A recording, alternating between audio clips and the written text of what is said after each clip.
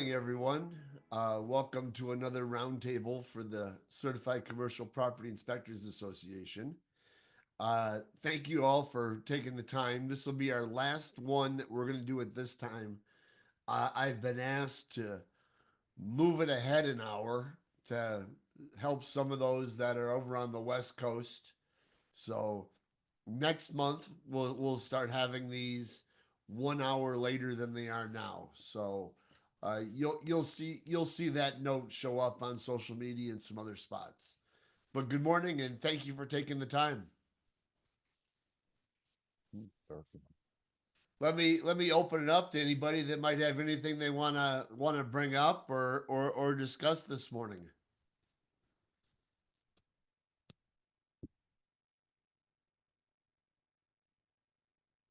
And as usual, a hush goes across the land. I mean, I got one thing I was going to throw out at some point. If you want to Please, start, James, if you want to please. start with that, Let's just fire away. I've been thinking about close rate, calls and emails that come in, requests for proposals, what percentage of those on a monthly basis get converted. I've compared it to home inspections on our company to commercial. And we're in the high 80s, low 90s on residential conversion. And I think commercial is about 48% right now. The average goes up and down. But anyway, I've heard, Rob, I think I've heard it referenced, or you reference in terms of thinking about pricing and all that, closer to 70%. But anyway, I have a goal to try to get the number up. So I'm just curious. Your guys' thoughts on narrowing down some of the objections. I think we know what a lot of them are, but I'm just trying to move the needle on that. So pricing, obviously, sometimes for some clients, depending on the two or three other companies they've talked to, that's one of them. Anyway, I'll leave it at that, but just curious what everyone else is seeing out there in their markets and areas. Thank you, Jamie. Yeah, anybody want to help Jamie out? He mentioned one of those objectives. Jamie, what are some of the other objectives you think that you're coming across when it comes to retention rate? Yeah, it's probably a maybe a quarter of a third of them that might have something to do with the fee, I think. Occasionally I'm finding that I can get information shared about other companies that they're talking to. I'm always trying to improve the proposal itself to make it more like, yeah, and that's working. I've gotten that a lot. And I'm always trying to improve my skills of doing the interview and selling. So I know I'm not expert on that yet. Some of it a couple of years ago had to do with offerings. There may have been specific things they needed that maybe you weren't yet ready to offer. Some of that was related to PCA stuff. Some of it was phase one, various things like that. But I don't know, off the top of my head, that's the objections I can think of that to get it up. Obviously, everybody has to look at a profit margin, and you can only go so low to try to be a low price leader and win the bids. But we have a wide variety of clientele here and different types of projects. So I'm just curious. I know I've heard from others. Some might be in the 30 to 40% close rate, but cranking out a lot of proposals, and it just, want to see a higher close rate. So I found for myself, Jamie, that the proposal was not a swader as much as a potential dissuader. Ooh. What I mean by that is the proposal is more of a memorial of what was talked about on the phone during the interview process. And so I never thought of the proposal for me as a sales tool that is going to hook them. It's more of a sales tool that reassures them that we're superior. So to me, I would really, really try to wrap your arms around your pricing model and try to see where that lies in the rest of your marketplace. And it's a drudgery to Yeah. do mystery shopping and and interviewing colleagues in your marketplace and finding out where it's at. Um, I know my ownership group used to when my numbers started dipping. uh, Did you call Pat? Did you call the ones you lost and find out why? And I'm like, that is the worst thing in the entire Yeah. world to do, but it might be valuable. Yeah. Well, Rob, I've found that a good percentage of them will actually share direct numbers that the other companies, and I guess what I have found, if I really think about this, is usually I'm finding we're at the highest. Yeah, yeah, We're at the highest. But you know what's interesting? I found this too. I asked them that, is are those other companies providing this? The different things, right? And you ask about opinions of cost or cost to cure or something like that. yep, And it's usually crickets on the other end, and then jumping into what that is and why it's important. And usually that grabs it. But I think I'm probably just need to stick with that. We tend to be the highest price when I get those numbers from them. I talked to 2 to 3 other companies, and they're all lower than you. That yeah, seems to be consistent. yeah, So um, the other option is maybe and I'll never tell anybody what to charge, but maybe you build a new offering, maybe a good, better, best offering, or an A/B offering that you know mm, what you know yeah, I'm going to win this job, but I'm only going to provide this service. But if they really want the sprinkles, it's like going to one of those ice cream parlors where you they get you in there. It's only $1 for a 1 scoop cone, and you get all excited about the 1 scoop cone, and then next thing you know, but if you want the sugar cone, it's another dollar, and if you want the sprinkles, it's $2 more, and if you want to dip it, it's $3 more. And so you might think about that as for those jobs that are on the fence on the phone, and you can feel those out when you're talking to them, right? yeah, Yeah, you can kind of sniff a bargain shopper from a block away, and maybe you go, well, I'll tell you what, I have this opportunity that my skilled team can help you with, and we can provide you this. yeah, yeah. Come to think of it, we have that on the home inspection, a tiered package with three Yep. three options, and people tend to pick the middle, a lot pick the lower, but then no, 10-20% pick the premium tier. Yeah. So I want to Yeah, do that. Thank you. and until you can get that ball rolling down the hill faster, you get up there in that 65 range instead of 48 range, then maybe you build a new marketplace there in Southern California that accepts this model differently than other models. Excellent. Thank you. Yep, no problem. Now, Rob, to kind of follow on to that point, would you recommend just sending everything in one proposal, the good, better, or best, or three separate proposals? Wow, that's a good question, Josh. My proposal, I think, would be whatever was agreed to on the phone, and I wouldn't. Um, the only time I would have any what I would describe as is upsell or any enhancements would be those enhanced products I can do in the field.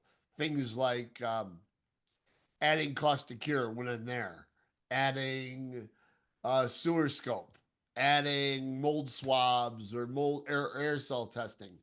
That would be, but I try to keep the proposal as that memorial of what we talked about when we did the interview process. Um, but that being said, I get having a standard proposal, and I get having having something that's got a good, better, best option, because I'd almost put that on an agreement, a good, better, best on the agreement, because legally, if you gave them and I'm not an attorney, but if you gave them a good, better, best legally, and they signed they wanted good, and then they complained that best would have gotten something better than good, then you say, hey, I offered it, you didn't choose it. Because at the end of the day, your proposal is not your agreement. Your agreement is your agreement. I know that sounds confusing, but that's where my head goes when I think of where do I put something like that. Yeah. Hey, Rob. Rob, we haven't put this into play yet, but I've been thinking along the same lines that we were going to do tiered offerings.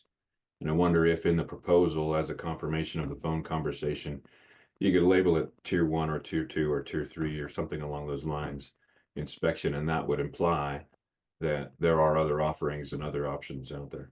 Absolutely. As long as you're listing everything you're providing in that tier, that's the key. Because that's where so many it's so different in commercial, where you think of a residential inspection and it's just a commodity. It's a blank. It's all the same. In a commercial, it's so dynamic, and I had a conversation yesterday with one of the largest HVAC brands in the world, and they're like, what do you mean you don't take covers off of blower compartments? And I said, well, we're a visual inspection. And I said, but, and he goes, but it's only 3 screws. I said, no, sometimes it's 8 screws. And we have to disconnect the unit because we can't have that blower come on. He says, but you would see dust in the blower compartment. That would be an indication of a motor out of balance that's going to go bad.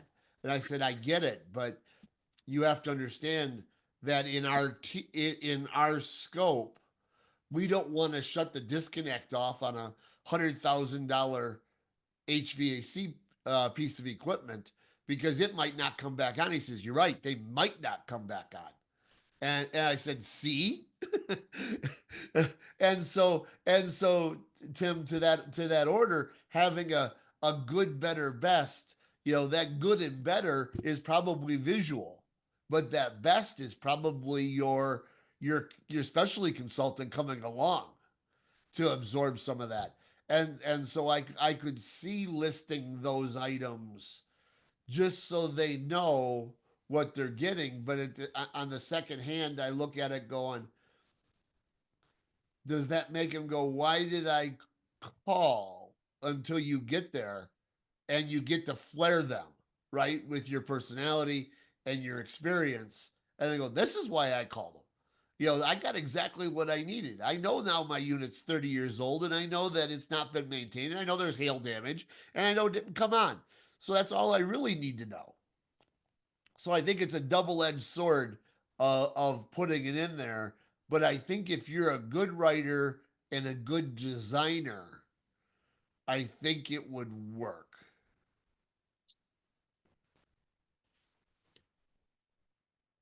Yeah, I can only do one quick piggyback on that because so many good things have been said.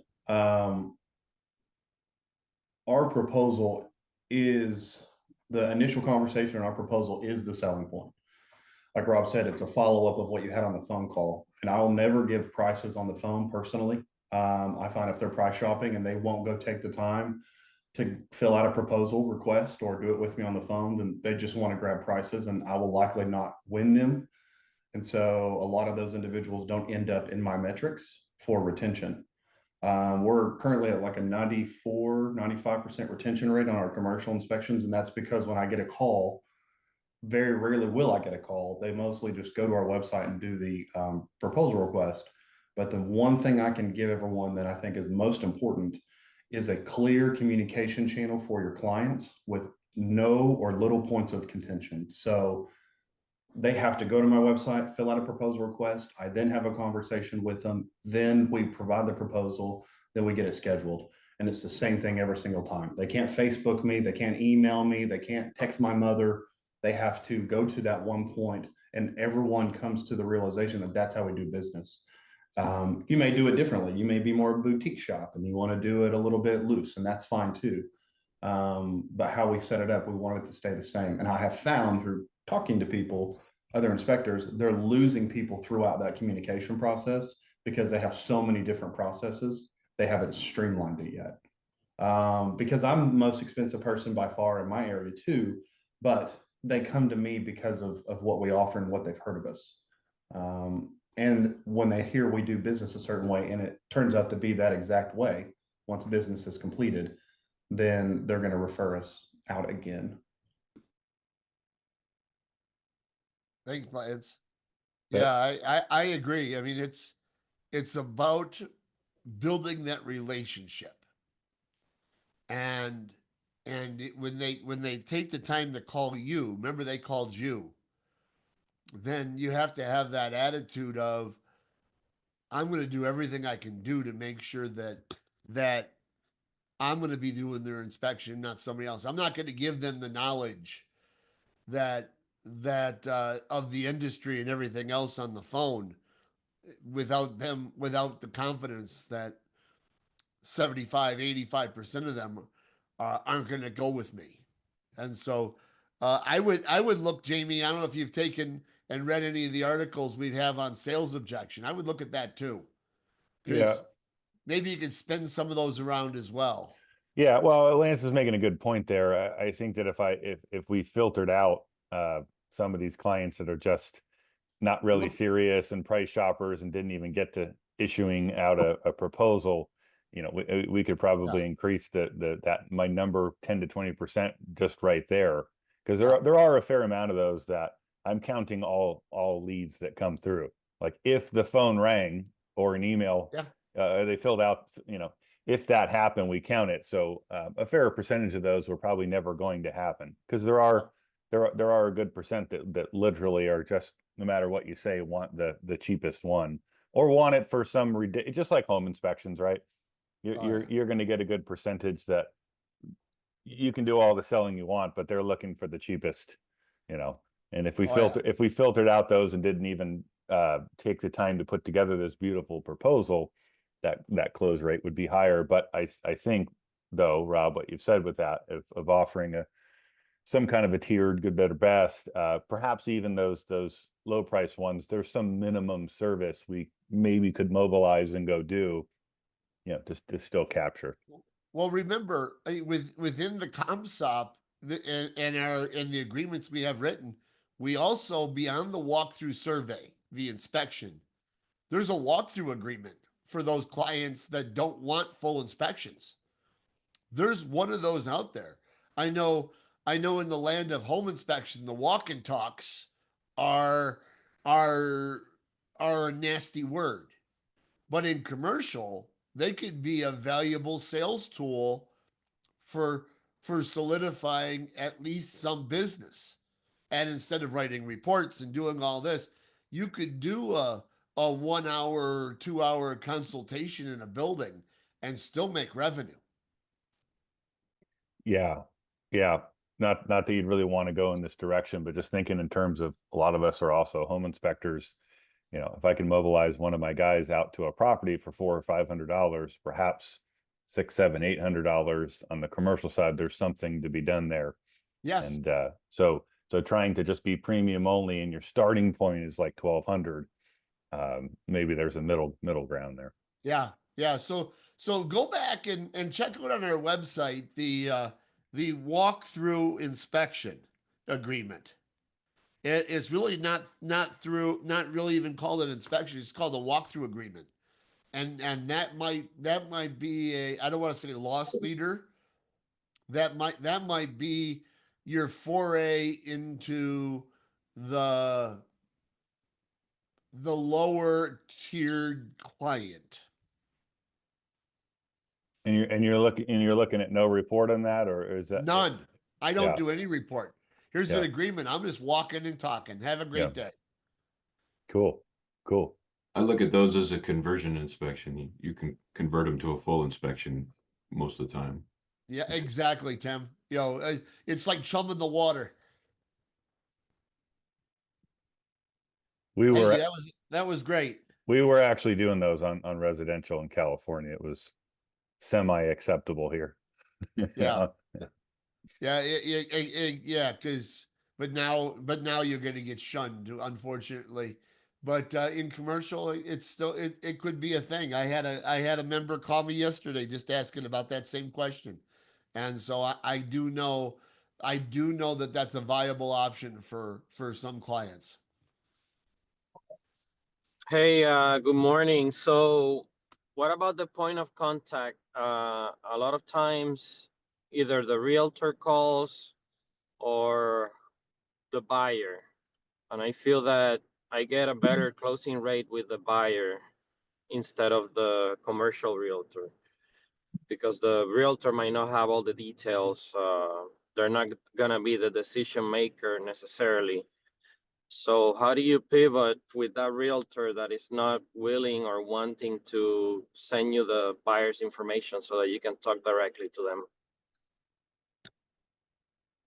Great question, Raul. Anybody want to help them? Oh, I'll just throw out that I experienced that. Yeah, it's actually quite frustrating when they don't want to give it up front. I don't know. I found that on some of those, the way it's structured for us is that a lot of the initial calls are coming through my office, and they're doing the pre-questionnaire and then sending it to me for the interview. Usually by the end of the interview, a good amount of those will give it. The client's name and number and email. But I don't know, just thinking on the fly, maybe some percentage of those are those ones that Lance referenced that you don't maybe want to go down the path with. But you do kind of get the impression that those are, in the realtor's mind, they're just focused on checking a box and getting the cheapest guy. So maybe do your best on the interview, and by the end, get the try to get the buyer's info. And if that's not even happening, I don't know, maybe we decide if we're going to opt out of it or not.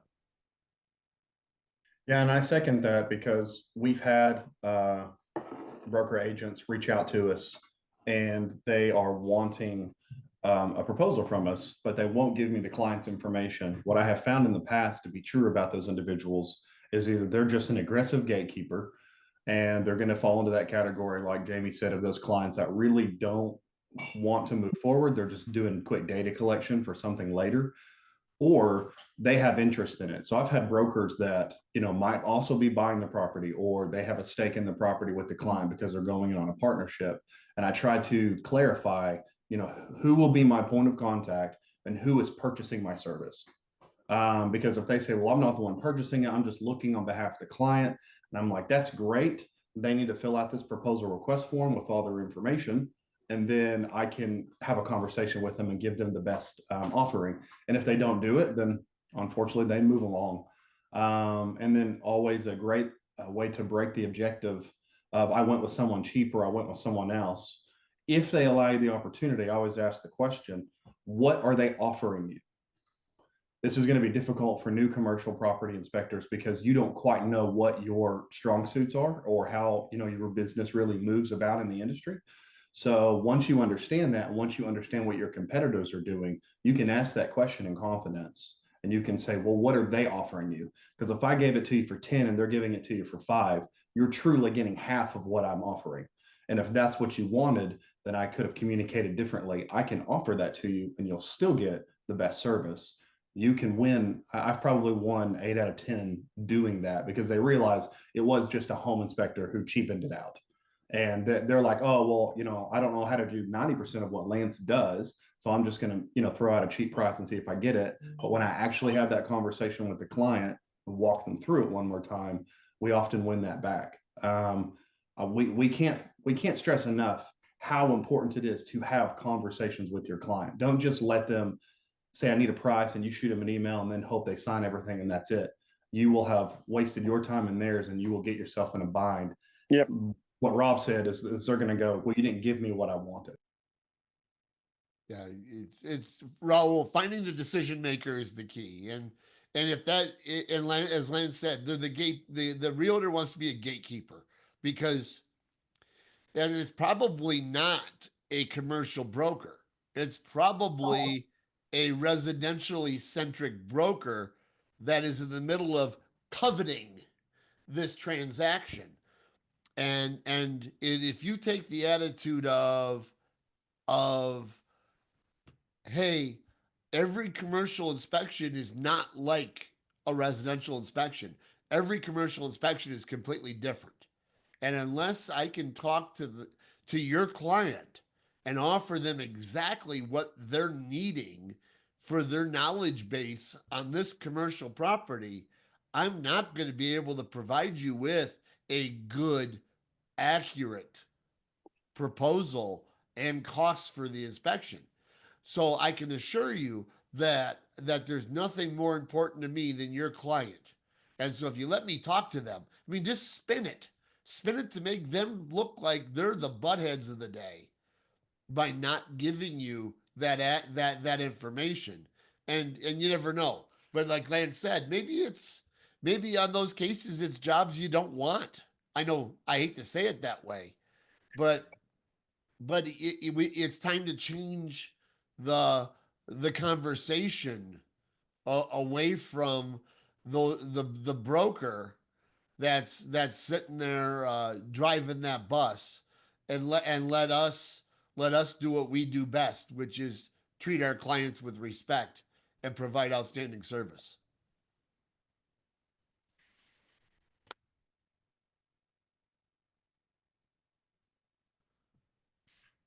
How's that, Raul? Would that help? Outstanding. Great questions thus far. Anybody else got something this morning? You? Yeah, Brian. No, I'm good. Okay. It's a quiet morning. I would be Hey, interested. everybody. To know- go ahead, Brad. Yeah, this is Brad. Hey, real quick, congratulations, Lance. I understand you're the new director of education there, and hats off to you, Rob. I'm always just in awe of your knowledge of the industry. I saw my first hail damaged rooftop unit the other day, and if the client hadn't told me that it was damaged, an insurance company was replacing it, I wouldn't have ever known why it had all these pelts on the coils. And so that just now squared up with you mentioning that. And yeah, taking off the cover, so forth. I completely agree with you, Lance. I just inspected a building the other day that had 100-ton rooftop, 200-ton rooftop units, and I'm not taking any panel covers off. And generally speaking, it is more than just a couple screws, and I'm not turning any of them off. But anyway, I'm just kind of curious as far as the organization, it seems to be growing. What do you see your role, Rob, changing, and as Lance comes in? I'm just wondering kind of where things are going and what that means for us. My role hasn't changed. Yeah. But he's still director of education. I wanted to note that. I didn't take that title from him. And titles are just something they put on business cards. No, we've always run a collaborative operation, and we just it's as the executive director and the board and everybody talks to me. Yeah, there's just so much. There's just so many hours in the day and so much time, and for us to succeed as an organization, we need to have the ability to provide the most for you, the member. And I mean, it's difficult for me to have 19 things running on my plate, like the old shows and spinning plates.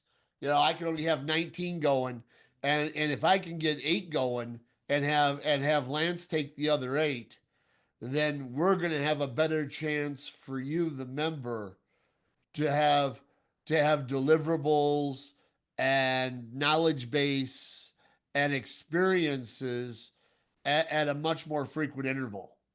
And I think that's the most important thing for you. But as far as my role goes, it's not changing. I'm still on the road. We're still churning out courses as fast as we can. My guess is they might even be faster. We're still churning out videos as fast as we can. So I don't see anything changing other than for the better. Great. Well, keep up the good work. Because it's not. This is the CCPIA. It's not a one name show here. This is a very collaborative group. Again, that's why we have these calls. Is nobody hides here. We're all right out in the front of everybody.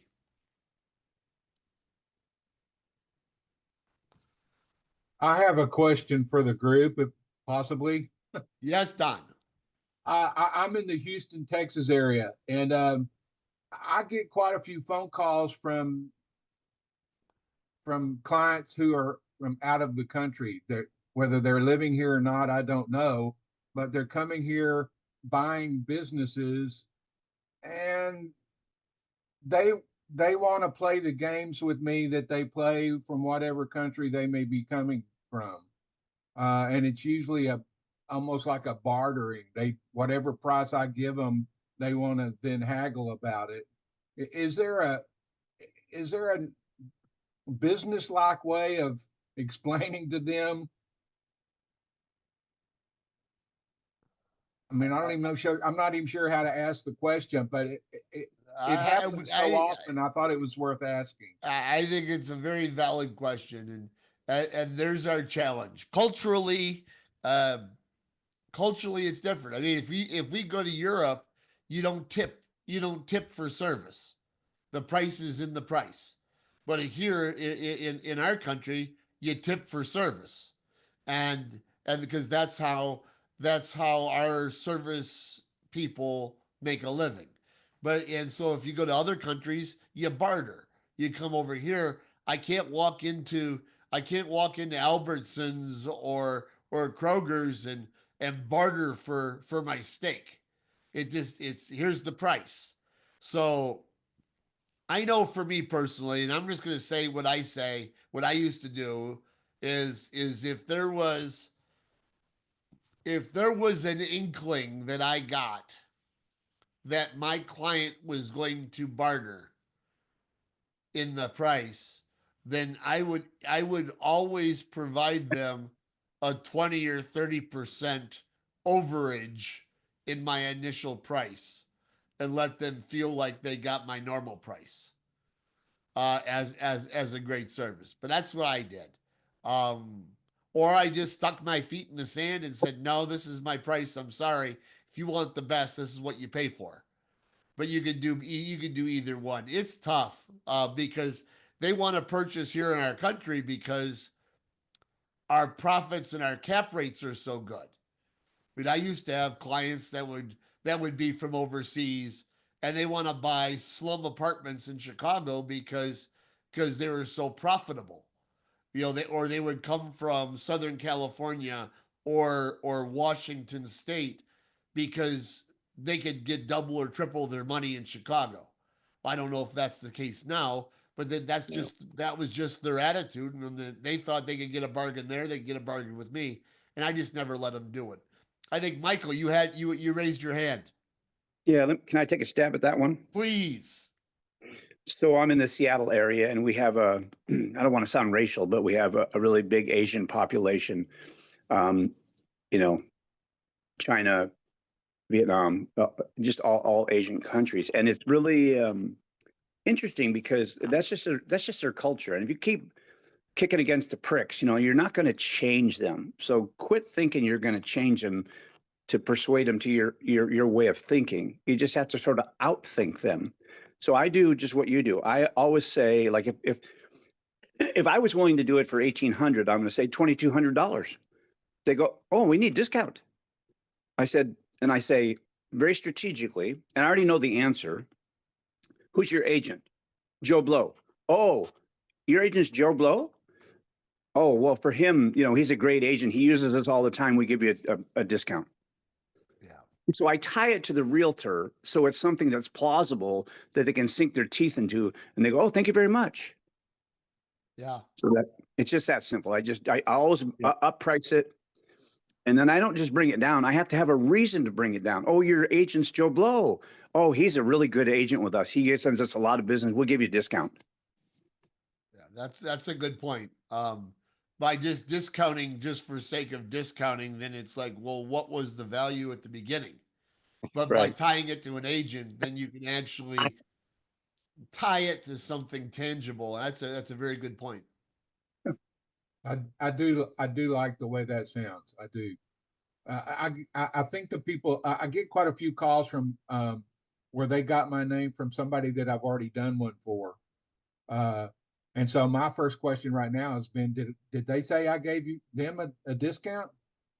You know, Yeah, kind of there throw you it go. back at them. If they did, I can tell you I didn't. So so you know, we've got some miscommunication here. But nearly 100% of the time, if I get the job, I hear that comment of, I had no idea this was what you did.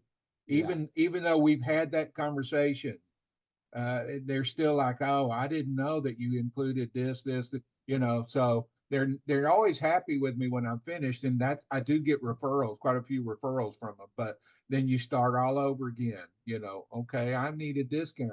Oh, well, if he did he tell you I gave one? Because, you know, I don't. But I do like the idea of pointing it back toward the realtor. Yeah, the realtor or something.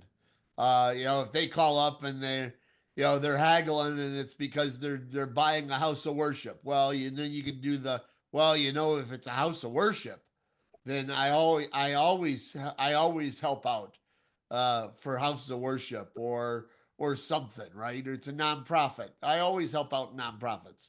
And so I like what Michael said is the fact that you could make a tangible discount without making it sound like I overcharged you an hour ago.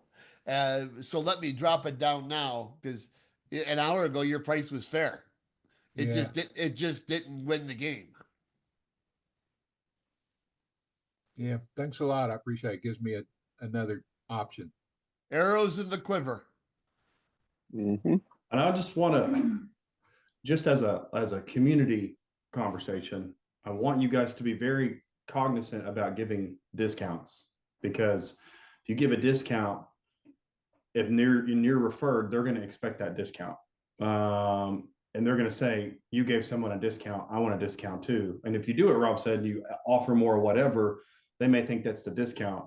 But I'll just be very leery of giving out low discounts. If you add more to your price, go for it. And then I also want to say, this goes back to the phone conversations, what I was telling Jamie earlier. I do have probably 4 or 5 a month where they're individuals that I don't understand them well, or we don't communicate effectively, and I can't get them to fill out a proposal. Sometimes I can't understand them well enough to even do it over the computer with them, and there's not a broker involved, and they're usually just looking for prices. So I would tell you to not get into a price conversation with them on the phone. You will lose that conversation, unfortunately. And if they fill something out, or they at least have a broker do it on their behalf, then you know that they're moving forward in seriousness, because there can be a language barrier. That's okay. We can get to this, we can get to the end goal that we're both trying to do business, and we can do it effectively together. I have one this Friday where it is an older Chinese couple, and I can't understand them very well, and they can't understand me, but the broker was able to step in and help us facilitate conversation. And I feel like we're in a good place. They know what they were asking for. They're getting that and more. They signed agreements. They signed our proposal. So there's no way they're going to come back and say, that's not what I wanted. I would just be, again, leery of having these engagements over a phone call if you don't feel comfortable with it, and vice versa for them as well. Thanks, Lance. Thanks, guys. Excellent. I just want to say that I had a huge campground, lots of different services on there, and it was a real estate agent that was trying to buy this place, and so he wanted to negotiate the pricing. So he said, "Hey, I like what you put in there, but the price is way beyond where I want to go." And so instead of negotiating price, I started negotiating what he actually wanted. So I said, "Well, what do you not want me to do?" So instead of cutting my price, I was cutting the services and getting to the points that are the places where he really wanted to go. That's a good point, Travis. And that goes back to that in the interview process, every inspection's unique. Every inspection's unique. And so that's why it's so important that you get past that gatekeeper and talk to strictly the client, because you can build an inspection at any price. Yes. Yeah, that's kind of the perfect tie-in to every one of the conversations we've had this morning. When Jamie has price objections and he's not winning, maybe he needs to build a different inspection that fits the client's needs so he wins. Maybe getting past a decision maker to to build an inspection that's exactly what the client needs to happen by talking to the client only.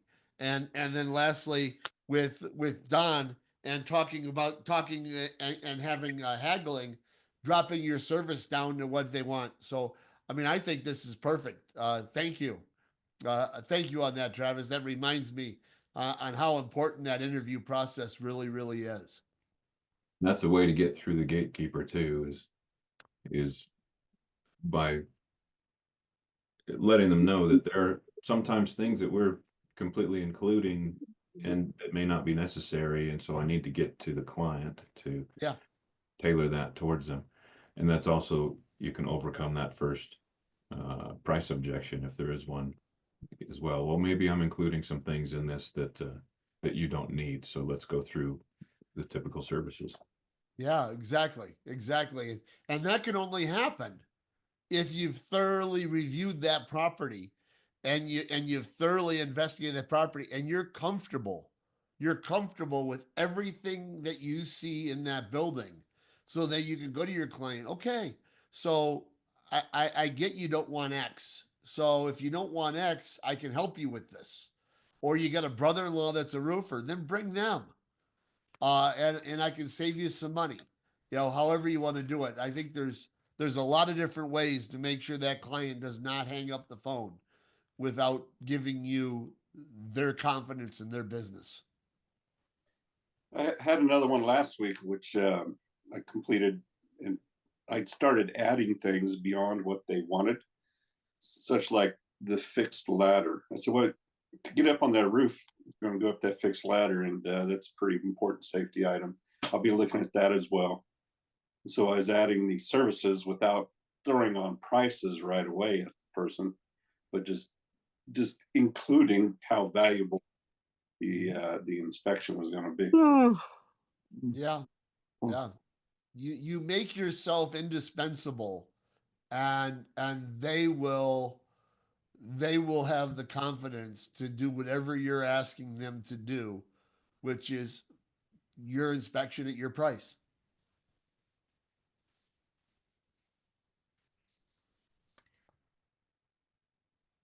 Anybody else have anything new they'd like to add? It's a great point with all that in the end here, that just kind of thinking on the fly, like, man, there's probably, we've in an effort to provide value and be better than our competition and provide a better report, the end report that they're receiving, we're putting more and more and more into the report, and more steps and more things and more bells and whistles into the report. And I've thought about that some of my clients are probably getting this report and not even looking at or reading or needing a bunch of that stuff. And a small example might be like a schedule of the electrical panels and RTUs or something like that. And perhaps at the end of the day, that was not needed. And if you took an extra however much time to do that, you've got more cost to do it. So thinking about that too, Rob, with this sort of tiered or good, better, best kind of concept, that, oh yeah, in our report, the way we're doing it, we're kind of doing best, and there's all this stuff in the report that the end result of I have multi-inspector firm and we're hourly wage. And so really, if on the other end of it, if you're shaving off, say, an hour or hours of labor, you can do it for less.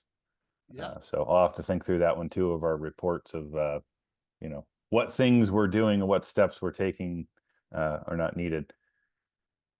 Because we've gone, Rob, we've gone way beyond the minimum CompSop as we do with our home inspections as well, to try to, outclass our competition, do more. And anyway, so I'm going to take a look at that. And on the lower tier, what can we also remove from a step in the field and a step from writing the report?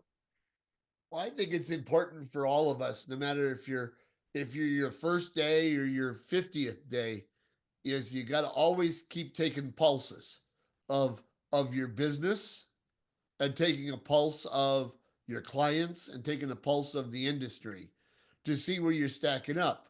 I'm sure there's a lot of rabbit holes we're all running down into, that go into the home inspection world, where if you've gone to the 3-day class that we offer, I say there's a crack in the chimney, period. 4 words. And I'm sure we're starting to write reports again that there's a crack in the chimney, which is caused from blank, which does this. And next thing you know, we're writing a paragraph on the crack when we only needed to have 4 words. And it's because old habits are tough to fix. And maybe we just need to constantly keep relooking at ourselves to make sure that we're not evolving too quick, or quicker than our clients acceptability of our industry is.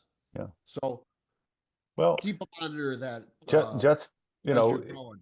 with the cost to cure, opinions of cost, all that stuff, there's a lot in the field and in the report that you're going to spend more time on to give a quality cost to cure.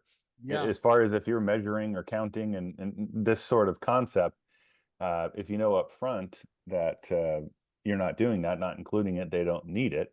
Yeah. I think there's less time actually writing not putting together a cost to cure, but your main portion of your report, that you're not trying to gather as much data to be able to put out a quality cost to cure. So there's a big time saving there as well. So I'm actually going to start breaking that off, because we were actually in an effort to win bids, actually including cost to cure in all of them, right? Whether they knew they needed or really understood it or not, we were including that, and that in turn adds a lot of time. So unless you farm out your cost of care. Yeah, and just one aspect of right, which may be a possibility, but one aspect of it too, I noticed, is that there were some more portfolio type clients that were expecting a true PCA, and of course that opinions of cost is something that's standard or required in that report to meet that standard. So of course that's a different thing, I think, when they're calling and starting with, hey, I need a PCA. Or here's a report we had 10 years ago that was a PCA. Can you do exactly this? It's sort of upfront that would be expected to be in it. But as it turns out, a lot of our clients don't need it or want it or even know what it is. I know I'm a couple years from the removed from the field, but I always offered cost to cure. I've always offered cost to cure for the 30 years I did commercial inspections, but I always offered it as an adjunct to the inspection. And there were plenty of inspections that when I did my investigation and my research, there was inspections that I might be $2,500 for the inspection and $3,500 for the cost of care, because the building was in such dire condition. I equated how much effort it was going to take me to produce that document. So to just sit there and lump that into your inspection, it became a sales tool for me of why I could win the job. But B, it was you're exactly right, Jamie. it was hours and hours and hours of work. I mean, I think of jobs in my head right now of cost of cures that took me days to complete, not hours to complete. Yeah, I think that's where I went wrong of not separating them. And then maybe perhaps you're haggling on the price of like, okay, they've agreed to the inspection, and now you're haggling on the price of the additional services, such as, hey, I need the sewer scope a little less or the cost of cure a little bit less. But yeah, I've gotten my hands on a facility condition assessment for a university that was done, and they need it again. And when I looked at that report, it's 80% of it is the cost of cure opinions of cost, and that's really the service, right? And so what they're needing, facility condition assessment for that university, they really just want a cost of cure, Yeah. right? Has And so anyone used Repair Pricer for cost of cure yet? yeah, we're using it. Yeah, not on all of them, but yeah. I mean, that's a great opportunity to lessen your labor and lessen your costs to produce that service and still have a product that's tangible for your clients. And so that's a great opportunity to not have so much labor, but to provide that same product. I will throw out a quick tip on that. We, with the CEO over there, we negotiated. So if you go look at Repair Pricer, they've got a fixed $200 for all commercial. And then they have multifamily. We worked out a deal that they agreed to do some of our smaller commercial at the 125 or 150 rate. Say it's just a 1,000 square foot office condominium suite, kind of thing. Anyway, Yeah. Turns out they're a little flexible on that. Yeah. The whole key with Repair Pricer is the more we send them, the more their human intervention and AI analytics becomes more accurate.